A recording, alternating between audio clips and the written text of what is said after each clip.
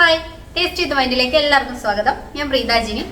നമ്മൾ മുട്ട തോരനാണ് ഉണ്ടാക്കാൻ പോകുന്നത്. അപ്പോൾ മുട്ടത്തോരൻ എല്ലാവരും ഉണ്ടാക്കുന്ന വിഭവമായിരിക്കും, പക്ഷെ ഇതൊരു വ്യത്യസ്തമായിട്ടാണ് നമ്മൾ ഉണ്ടാക്കുന്നത്. വ്യത്യസ്ത രുചിയിൽ ഉണ്ടാക്കുന്ന ഒരു മുട്ടത്തോരനാണ്. വളരെ സിമ്പിളായിട്ട് ഉണ്ടാക്കി എടുക്കാൻ പറ്റും. അപ്പോൾ ഇതെങ്ങനെയാണ് ഉണ്ടാക്കുന്നത് നോക്കാം. മുട്ടത്തോരൻ ഉണ്ടാക്കാനായിട്ട് ഞാനിവിടെ 3 മുട്ട ഒരു പാത്രത്തിലോട്ട് എടുത്ത് വെച്ചിട്ടുണ്ട്. കാരണം മുട്ടയുടെ കാര്യത്തിൽ കോംപ്രമൈസ് ചെയ്യാൻ പറ്റില്ല. കാരണം ഡയറക്റ്റായിട്ട് എടുത്ത് ഒഴിച്ച് കഴിയുമ്പം ചിലപ്പോൾ കേടുണ്ടെങ്കിൽ നമുക്കറിയില്ലല്ലോ, ആ കറിന് വേസ്റ്റ് ആയിപ്പോവും. ഇനി നമുക്ക് വേണ്ടത് ഒരു മിക്സിയുടെ ജാർ എടുക്കുക. എന്നിട്ട് അതിനകത്തോട്ട് ഒരു സവോള സ്ലൈസായിട്ട് അരിഞ്ഞത് ഇട്ട് കൊടുക്കുക. ഇതിൻ്റെ കൂടെ തന്നെ നമുക്കൊരു 5 or 6 വെളുത്തുള്ളി തോല് കളയാത്തത് അതുകൂടെ ചേർത്ത് കൊടുക്കണം. പിന്നെ വേണ്ടത് കുരുമുളക് പൊടിയാണ്. 1/4 ടീസ്പൂൺ കുരുമുളക് പൊടി, ജീരകം 1/2 ടീസ്പൂൺ ജീരകമാണ് ചേർത്ത് കൊടുക്കുന്നത്. മല്ലിപ്പൊടി വേണം.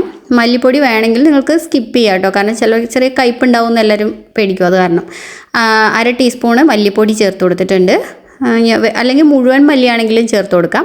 ഇനി 1/2 ടീസ്പൂണ് കാശ്മീരി ചില്ലി പൗഡറോ ഇല്ല നല്ല എരിവുള്ള പൗഡറോ ചേർക്കാം. ഞാൻ കാശ്മീരി ചില്ലി പൗഡറാണ് ചേർത്തിരിക്കുന്നത്, കാരണം കുരുമുളകിൻ്റെ എരിവ് ഇച്ചിരി കൂടുതലാണല്ലോ, അതുകൊണ്ട്.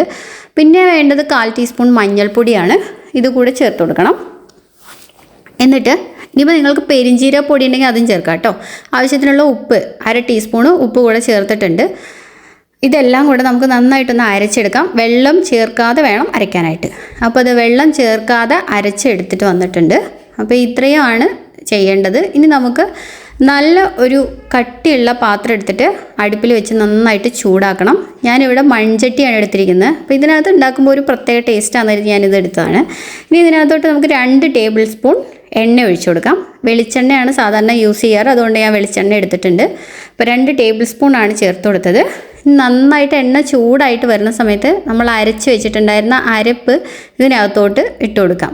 എന്നിട്ട് അരപ്പിന് ഒരു പച്ച മണമൊക്കെ ഉണ്ടാവും. ആ സവോളയുടെയും പിന്നെ അതുപോലെ തന്നെ നമ്മൾ വെളുത്തുള്ളി എടുത്തിട്ടുണ്ടായിരുന്നു, വെളുത്തുള്ളിയുടെ ഒക്കെ ഒരു പച്ച മണം ഉണ്ടാവും. അത് മാറാനായിട്ട് കുറച്ച് നേരം ഇളക്കി കൊടുത്തിട്ട് ഒരു 2 മിനിറ്റ് അടച്ച് വയ്ക്കുക.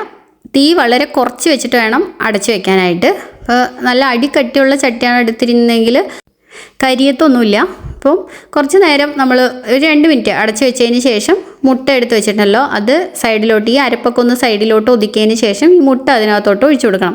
ഒഴിച്ചു കൊടുത്ത ഉടനെ ഇളക്കരുത്, കാരണം ഈ അരപ്പും മുട്ടയും കൂടെ ആകുമ്പോൾ ഒരുപാട് വെള്ളമായിട്ട് ഒരു ടേസ്റ്റ് ഉണ്ടാവില്ല, ടേസ്റ്റ് മാറിപ്പോവും. അപ്പോൾ മുട്ട നന്നായിട്ടൊന്ന് വേകുന്നത് വരെ ഇത് ഇങ്ങനെ തന്നെ വെക്കണം കേട്ടോ, ഇളക്കരുതേ. ഇനി മുട്ടയ്ക്ക് നമുക്ക് ഇച്ചിരി ഉപ്പ് വേണമല്ലോ, അപ്പോൾ അതിന് വേണ്ടിയിട്ട് മുട്ടയുടെ മേളിൽ ശകലം ഉപ്പിട്ട് കൊടുത്തിട്ടുണ്ട്. അത് ഇളക്കുന്ന സമയത്ത് കറക്റ്റ് ആയിക്കോളും. ഇനി ഇപ്പോൾ മുട്ട നന്നായിട്ട് വെന്ത് വന്നിട്ടുണ്ട് സൈഡിലൊക്കെ. അങ്ങനെ അടിയിൽ കുറച്ച് ക്രിസ്പി ആയിട്ടുണ്ടാവും, അത് നല്ല ടേസ്റ്റാണ് കഴിക്കാനായിട്ട്. അപ്പോൾ ഇതിങ്ങനെ നന്നായിട്ട് ഇളക്കി കൊടുക്കുക. കുറച്ച് മുട്ട വെന്തതിന് ശേഷം മാത്രമേ ഇളക്കാവൂ. പയ്യെ ഈ അരപ്പും മുട്ടയും രണ്ടും കൂടെ ചേർത്ത് നന്നായിട്ടൊന്ന് ഇളക്കി കൊടുക്കണം. ചെറുപ്പത്തിൽ സ്ഥിരം ഉണ്ടാക്കിയിട്ട് സ്കൂളിൽ കൊണ്ടുപോകുന്നൊരു സാധനമായിരുന്നു കേട്ടോ ഇത്. ഭയങ്കര ഇഷ്ടമായിരുന്നു. ഇതിന് മേളിൽ കൂടെ കുറച്ച് കറിവേപ്പില കൂടെ നമുക്കിങ്ങനെ തൂവി കൊടുക്കാം.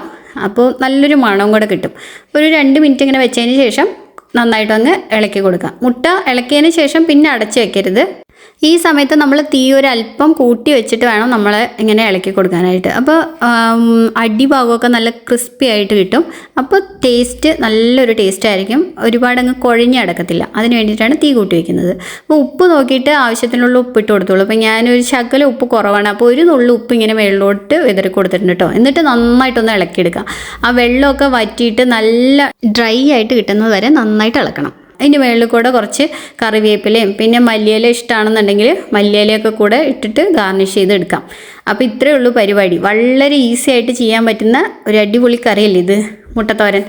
ഇതും വെച്ചിട്ട് ഇത് മാത്രം ഉണ്ടെങ്കിൽ ഇഷ്ടം പോലെ ചോറ് കഴിക്കും കേട്ടോ. എനിക്ക് വേറെ കറികളൊന്നും വേണമെന്നില്ല. പിന്നെ ഇച്ചിരി കടലക്കറി ഉണ്ടായിരുന്നതുകൊണ്ട് മാത്രം ശകലം കടലക്കറി എടുത്തിട്ടുണ്ട്.